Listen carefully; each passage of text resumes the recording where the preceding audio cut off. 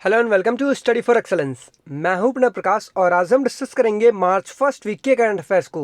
तो चलिए आज की क्लास शुरू करते हैं। आज का सबसे पहला क्वेश्चन है हमारा कि हुरून ग्लोबल रिच लिस्ट 2021 के अनुसार दुनिया का सबसे अमीर व्यक्ति कौन है। तो हुरून ग्लोबल रिच लिस्ट 2021 के अनुसार दुनिया के सबसे अमीर व्यक्ति हैं इलॉन मस्क, टेस्ला के सीईओ इलॉन मस्क। और इनके पास वो टोटल जो पैसा है वो कितना है, $197 बिलियन। और वहीं पे अगर हम बात करें जो हुरून ग्लोबल रिच लिस्ट के द्वारा कहा गया है कि दुनिया में कितने बिलियनर्स हैं, तो दुनिया में टोटल 3228 बिलियनर्स हैं। और हर एक वीक यानी कि हर एक सप्ताह जो है वो 8 बिलियनर्स बन रहे हैं। साथ ही साथ इलॉन मस्क जो हैं जिनकी संपत्ति बढ़कर कितनी हुई है, $197 बिलियन। वहीं पे अगर दुनिया में सबसे ज़्यादा बिलियनर्स की संख्या किस देश में है, अगर ये पूछ लिया जाए तो किस देश में है, ये है चाइना में। और चाइना में टोटल बिलियनर्स की संख्या है 1058 यानी कि 1058। वहीं पे अगर हम कंपेयर करें यूएसए से, तो यूएसए में मात्र 696 बिलियनर्स है। और तीसरे नंबर पे सबसे ज़्यादा बिलियनर्स कहाँ पे है, इंडिया में हैं। और इंडिया में टोटल 177 बिलियनर्स हैं। तो ये ध्यान रखिएगा। वहीं पे दूसरे सबसे अमीर व्यक्ति कौन है, जेफ बेजोस। और इनके पास टोटल जो संपत्ति है वो कितनी है, $189 बिलियन। सो ये आप ध्यान में रखिएगा। और वहीं पे अगर हम बात करें कि इस लिस्ट में क्या कोई इंडिया के पर्सन भी आते हैं, तो जी हाँ, 8th रैंक पे मुकेश अंबानी आते हैं। तो मुकेश अंबानी है 8th रैंक पे और इनकी टोटल संपत्ति है $83 बिलियन। वहीं पे अगर हम बात करें कि जो एशिया के रिचेस्ट पर्सन कौन है, तो झोंग सांसान जो कि 7वें रैंक पे आते हैं, झोंग सांसान। और इनकी टोटल जो संपत्ति है वो $85 बिलियन है।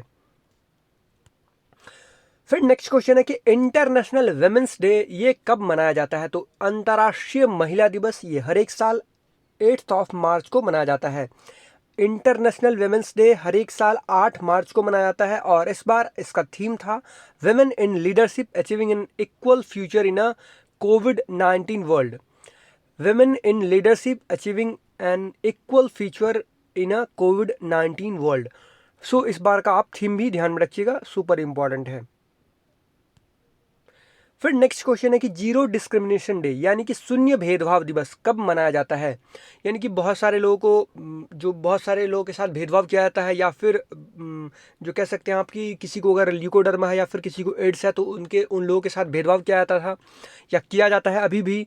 तो उनके उनके उनके साथ कोई भेदभाव नहीं हो, उनके साथ कोई भेदभाव नहीं करे कहीं भी हो, चाहे वो उनके किसी राइट्स को लेने के लिए हो या फिर किसी लोगों के द्वारा भेदभाव किया जाता हो।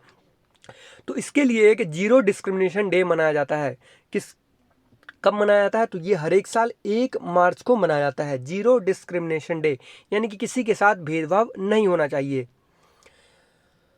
फिर नेक्स्ट क्वेश्चन है कि वर्ल्ड वाइल्ड लाइफ डे यानी कि विश्व वन्य जीव दिवस कब मनाया जाता है। तो वर्ल्ड वाइल्ड लाइफ डे ये हर एक साल 3 मार्च को मनाया जाता है। और इस बार इसका थीम था forest and livelihoods sustaining people and planet. Forest and livelihood sustaining people and planet. फिर नेक्स्ट क्वेश्चन है कि फर्स्ट इंडियन सेलिब्रिटी कौन बने जिन्होंने इंस्टाग्राम पर अपने फॉलोअर्स की संख्या 100 मिलियन को क्रॉस कर लिया है। तो इंडिया के पहले सेलिब्रिटी बने हैं या फिर कहिए पहले क्रिकेटर बने हैं विराट कोहली। तो ये आप ध्यान में रखिएगा। यहाँ पे आप देख सकते हैं Indian captain Virat Kohli is the only cricketer with 100 million followers on Instagram. और ये दुनिया के एकमात्र क्रिकेटर बन गए हैं। वहीं पे अगर मैं आपको ये बता दूं कि इंडिया के तो सबसे ज़्यादा फॉलोअर करने वाले जो हैं सेलिब्रिटी भी बन गए हैं, चाहे वो एक्टर के कैटेगरी में हो या फिर एथलीट के कैटेगरी में हो। वहीं पे अगर हम बात करें कि वर्ल्ड वाइड एथलीट की कैटेगरी में ये चौथे सबसे ज़्यादा फॉलोड इंस्टाग्राम हो गए हैं, इंस्टाग्राम के फॉलोड व्यक्ति हो गए हैं। किसके बाद, तो सबसे ज़्यादा फॉलोअर किसके हैं, रोनाल्डो के हैं, 265 मिलियन लोग इन्हें फॉलो करते हैं इंस्टाग्राम पे। फिर मेसी और नेमार, तीसरे नंबर पे नेमार। और चौथे नंबर पे अगर कोई एथलीट आते हैं तो उनका नाम है विराट कोहली। फिर नेक्स्ट क्वेश्चन है कि ऑस्ट्रेलिया में भारत के अगले उच्चायुक्त यानी कि हाई कमिश्नर के रूप में किसे नियुक्त किया गया है। तो ऑस्ट्रेलिया में आप यहाँ पे आप देख रहे हैं हाई कमिश्नर, और कहीं पे आप देखते हैं एम्बेसडर। तो जो भी कॉमनवेल्थ नेशन है, कॉमनवेल्थ नेशन या फिर इस तरह से कह सकते हैं कि वो कंट्री जो कभी ना कभी ब्रिटेन का गुलाम रहा हो या फिर वो कॉमनवेल्थ नेशन में चला गया हो, तो वहाँ पे हम अगर हमारा कोई रिप्रेजेंटेटिव जाता है या फिर वहाँ से कोई रिप्रेजेंटेटिव आता है तो हम उसे बोलते हैं हाई कमिश्नर। और अगर किसी दूसरे कंट्री में जाता हो, लाइक अगर हम बात करें कि अगर कोई यूएसए में गया या फिर फ्रांस में गया तो उसे हम क्या कहेंगे, एम्बेसडर, कि वो हमारा एम्बेसडर है। बट या जैसे कि ऑस्ट्रेलिया में, आपको पता होगा कि ऑस्ट्रेलिया में जो है प्रेसिडेंट होते भी नहीं हैं। और ऑस्ट्रेलिया हो या फिर न्यूजीलैंड हो, इनके प्रेसिडेंट किसे इनके मतलब प्रेसिडेंट का पद जो है किसे दिया गया है, तो एलिजाबेथ को दिया गया है। तो ये आप ध्यान में रखिएगा। तो इस क्वेश्चन का आंसर क्या होगा, ऑस्ट्रेलिया में भारत के अगले उच्चायुक्त के रूप में किसे नियुक्त किया गया है, Manpreet Vohra. Option number C, Manpreet Vohra. फिर नेक्स्ट क्वेश्चन है कि अंतर्राष्ट्रीय क्रिकेट में एक ओवर में 6 छक्के लगाने वाले तीसरे बल्लेबाज कौन बने। यहाँ पे आप ध्यान दीजिएगा, अंतर्राष्ट्रीय क्रिकेट के बारे में हम बात कर रहे हैं कि इंटरनेशनल क्रिकेट में एक ओवर में 6 छक्के लगाने वाले तीसरे बल्लेबाज कौन बने। तो ये बने हैं किरण पोलार्ड, किरण पोलार्ड। और ये वेस्ट इंडीज़ के क्रिकेटर हैं किरण पोलार्ड। और साथ ही साथ पहले कौन थे, पहले थे युवराज सिंह, दूसरे कौन थे, हर्षल गिब्स, और तीसरे बने हैं किरण पोलार्ड। तो यहाँ पे आप देख सकते हैं हर्षल गिब्स ने किसके खिलाफ मारा था, सॉरी हर्षल गिब्स पहले थे, 2007 में ही इन्होंने भी मारा था। हर्षल गिब्स ने नीदरलैंड के खिलाफ मारा था और युवराज सिंह ने इंग्लैंड के खिलाफ मारा था। बट युवराज सिंह में ये कंडीशन है कि युवराज सिंह एकमात्र ऐसे बॉलर हैं, हर्षल गिब्स हो या फिर किरण पोलार्ड हो, इन दोनों ने जो है, और किरण पोलार्ड ने श्रीलंका के खिलाफ मारा था, बट ये दोनों बॉलर जो थे वो स्पिनर थे। लेकिन युवराज सिंह ने फास्ट बॉलर के अगेंस्ट में 6 बॉल पे 6 छक्का मारा था।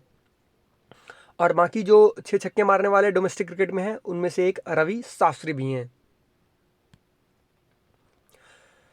फिर नेक्स्ट क्वेश्चन है कि लिविंग इंडेक्स 2020 में कौन सा शहर सबसे अच्छे शहर के रूप में उभरा।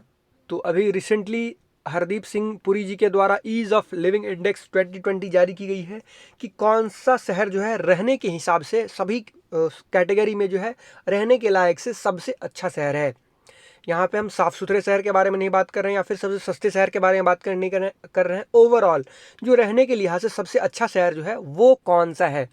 तो इस श्रेणी में इसमें 2 कैटेगरी रखे गए थे, कौन सा, एक तो 1 मिलियन से ज़्यादा पॉपुलेशन वाले शहर और एक 1 मिलियन से कम पॉपुलेशन वाले शहर। तो 1 मिलियन से ज़्यादा पॉपुलेशन वाले शहर में बेंगलुरु को फर्स्ट रैंक पे रखा गया, पुणे को दूसरे रैंक पे और अहमदाबाद को तीसरे रैंक पे, ये ध्यान रखिएगा।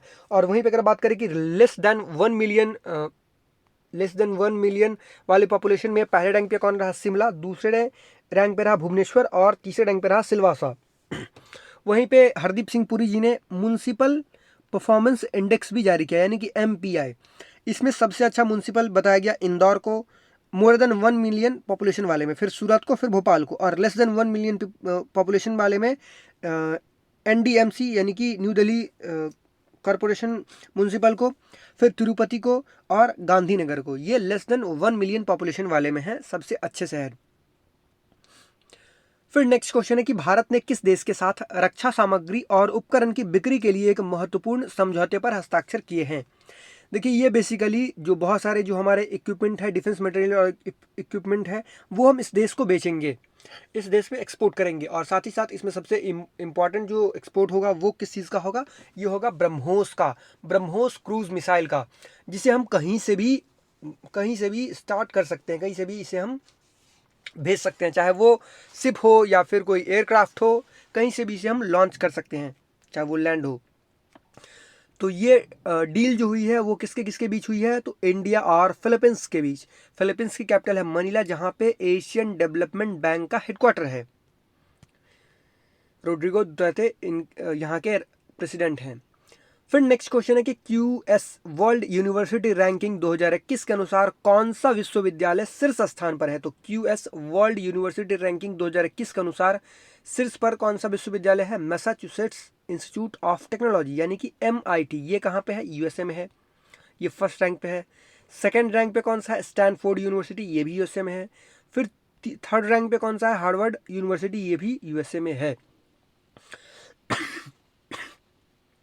तो ये आप ध्यान में रखिएगा, यहाँ पे आप देखते हैं। और जो अगर हम बात करें कि इसमें इंडिया का कौन सा यूनिवर्सिटी टॉप पे है, तो आईआईटी बॉम्बे, और इसे जो 1000 इंस्टीट्यूट को इसमें शामिल किया गया, इसमें कौन किस रैंक पे है, तो 172वें रैंक पे। और वहीं पे 150वें रैंक पे है Indian institute of science Bangalore, यानी कि IISc बैंगलोर, और 193rd रैंक पे है IIT दिल्ली। तो टॉप 200 में 3 भारतीय यूनिवर्सिटी है। तो ये कोई बहुत ही अच्छी बात नहीं है, कम से कम टॉप 50 में 3 से 4 यूनिवर्सिटी इंडियन यूनिवर्सिटी होने चाहिए। फिर नेक्स्ट क्वेश्चन है कि अंतर्राष्ट्रीय मुक्केबाजी महासंघ चैंपियंस और दिग्गज समिति के अध्यक्ष के रूप में किसे नियुक्त किया गया है, तो इसका आंसर होगा option number D, Mary Kom. Option number D, Mary Kom. और मैरी कॉम बनी है फेडरेशन चैंपियंस और वेटरन्स कमेटी की क्या चेयरमैन। साथ ही साथ मैरी कॉम ने यह भी कहा है कि उनका जो है टोक्यो ओलंपिक, जो कि इस साल होने वाला है कुछ ही महीनों बाद, टोक्यो ओलंपिक उनका लास्ट ओलंपिक होगा। फिर नेक्स्ट क्वेश्चन है कि according to freedom in the world 2021, यानी कि freedom in the world 2021 democracy under siege report आई है, इसमें इंडिया को किस कैटेगरी में रखा गया है। यानी देखिए, इसमें 3 कैटेगरी बनाए गए हैं। एक तो फ्री, यानी कि कोई भी देश एकदम फ्री कंट्री है, ध्यान से समझिएगा।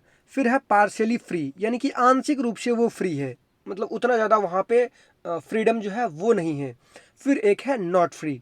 तो 3 कैटेगरी में रखा गया है। तो इसमें इंडिया को किस कैटेगरी में रखा गया है? इसमें इंडिया को रखा गया है पार्शियली फ्री में। तो पार्शियली फ्री में क्यों रखा गया है और इसमें कैसे रखा जाता है पार्शियली फ्री में, और क्या क्या देख करके रखा जाता है, चलिए यहाँ पे ये देख लेते हैं।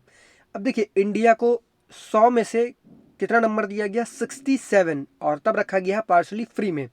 पहले कितना नंबर था? 71, यानी कि इंडिया एक फ्रीली कंट्री था। 70 से कम हुआ तो आप कह सकते हैं पार्शियली फ्री, यानी कि वहाँ पे कुछ लगाम भी रखा जाता है। तो यहाँ पे पॉलिटिकल राइट्स में 40 में से कितने नंबर दिए गए इंडिया को? 34 नंबर दिए गए। यानी कि आपको यहाँ पे कौन कौन से राइट हैं, पॉलिटिकल राइट्स क्या हैं, क्या आप जो आपके लिए कोई नियम या कानून बनाते हैं, क्या आप उन्हें चुन सकते हैं आसानी से?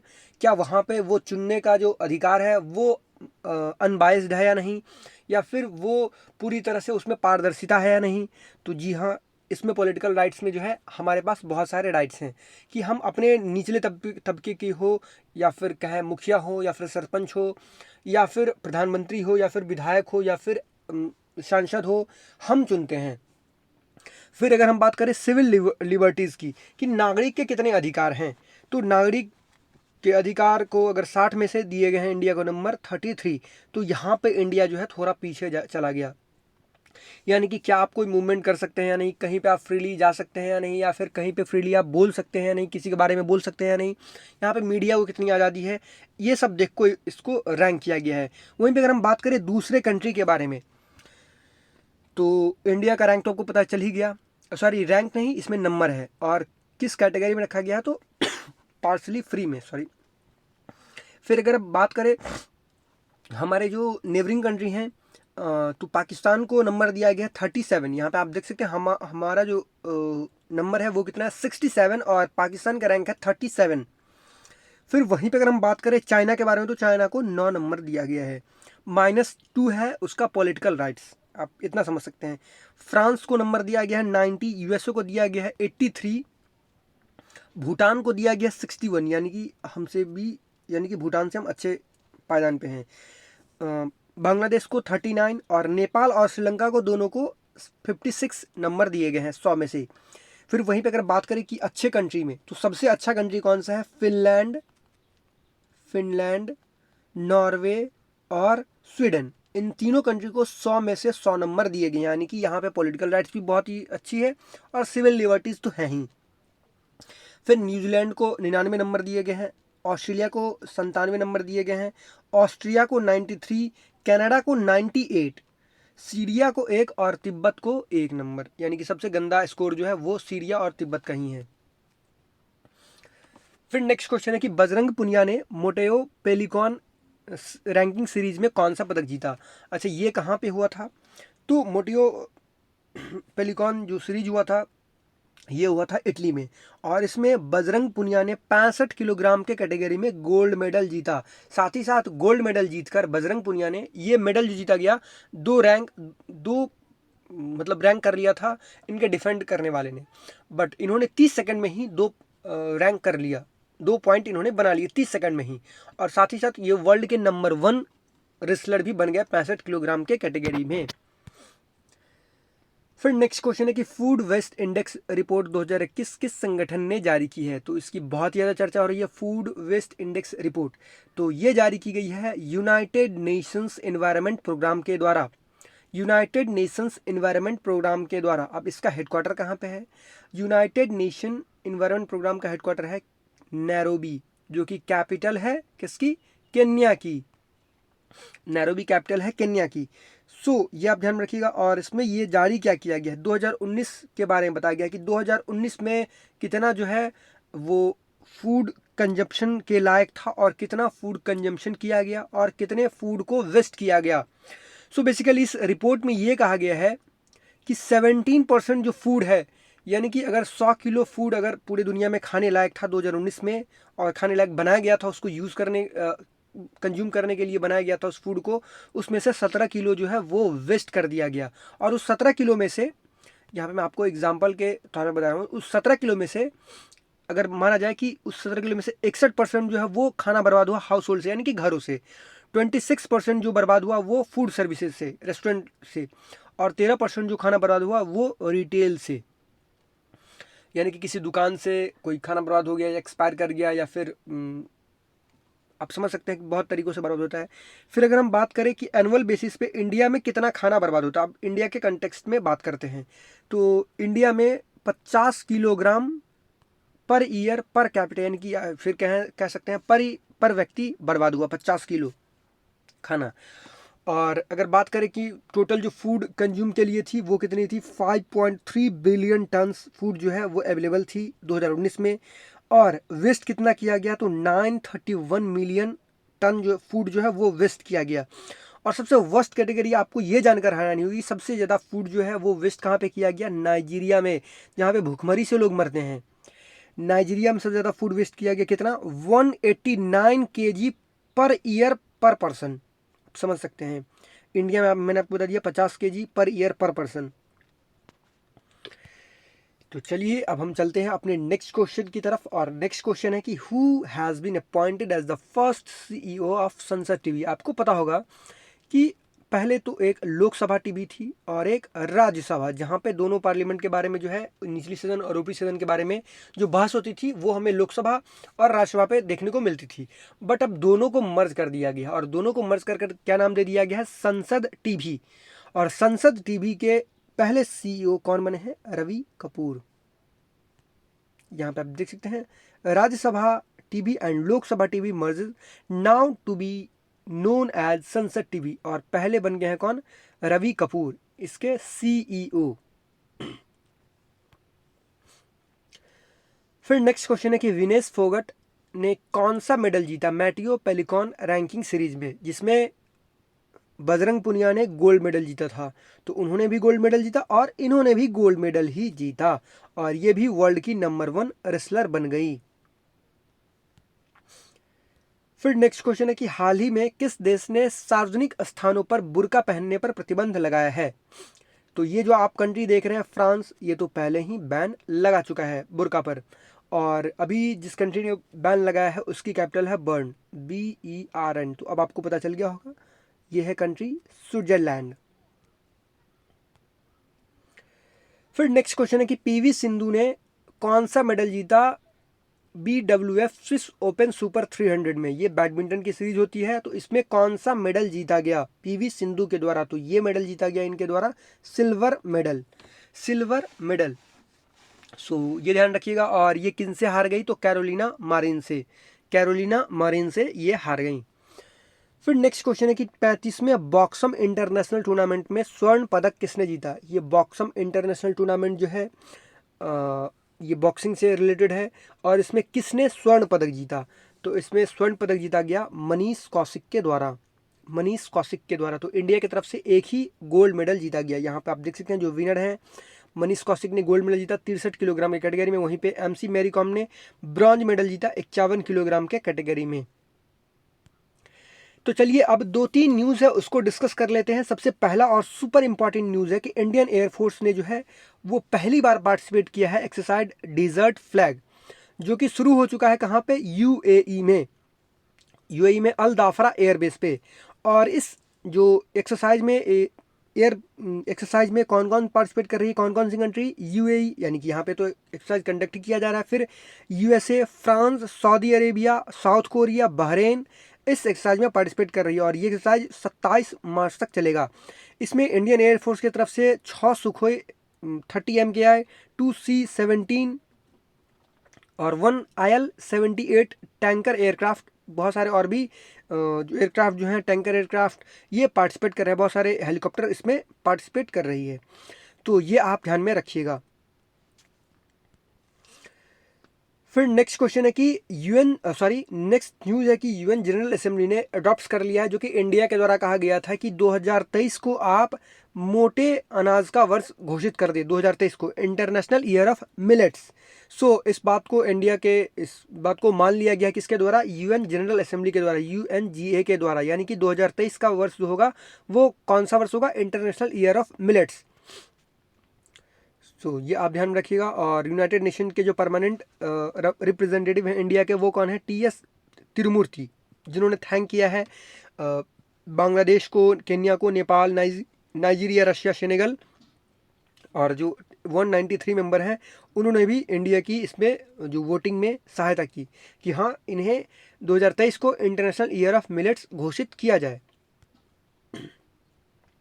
फिर नेक्स्ट न्यूज़ है कि खेलो इंडिया विंटर गेम्स जो कि गुलमर्ग में आयोजित किया गया था, इसमें कौन सा राज्य या फिर केंद्र शासित प्रदेश टॉप पे रहा, तो Jammu and Kashmir union territory जो है इसमें टॉप पर रहा। इसमें 27 राज्य और केंद्र शासित प्रदेश जो हैं वो पार्टिसिपेट कर रहे थे। वहीं पे जम्मू एंड कश्मीर ने अकेले 11 गोल्ड, 18 सिल्वर और 5 ब्रॉन्ज मेडल जीते। और यहाँ पे आप देखिए 27 यूनियन टेरिटरी जो है इसमें पार्टिसिपेट किया गया था। और इसको इनॉग्रेट किया गया था प्राइम मिनिस्टर नरेंद्र मोदी के द्वारा। फिर नेक्स्ट न्यूज़ है Bihari Puraskar 2020 to be awarded to Mohan Krishna Bohra. तो बिहारी पुरस्कार 2020 जो है, ये बहुत बार पूछा गया बिहारी पुरस्कार के बारे में। तो बिहारी पुरस्कार 2020 जो है ये इस बार किसे दिया गया, मोहन कृष्ण बोहरा को। किस बुक के लिए, तो इनके हिंदी बुक क्रिटिसिज्म, टाइटल जो है इस बुक का तस्लीमा संघर्ष और साहित्य। तो बिहारी पुरस्कार के बिरला फाउंडेशन के द्वारा अनाउंस किया जाता है हर एक साल। तो ये आप ध्यान में रखिएगा। और इस बुक को पब्लिश किया गया था 2016 में। This is the end of our video. I hope आपको ये वीडियो अच्छा लगा हो, और अगर आपको ये वीडियो अच्छा लगा हो तो प्लीज़ इस वीडियो को लाइक कीजिएगा, इस वीडियो को शेयर कीजिएगा, और हमारे चैनल स्टडी फॉर एक्सेलेंस को सब्सक्राइब कीजिएगा, जिससे आपको हमारी आने वाली वीडियो मिलती रहे। Thanks for watching.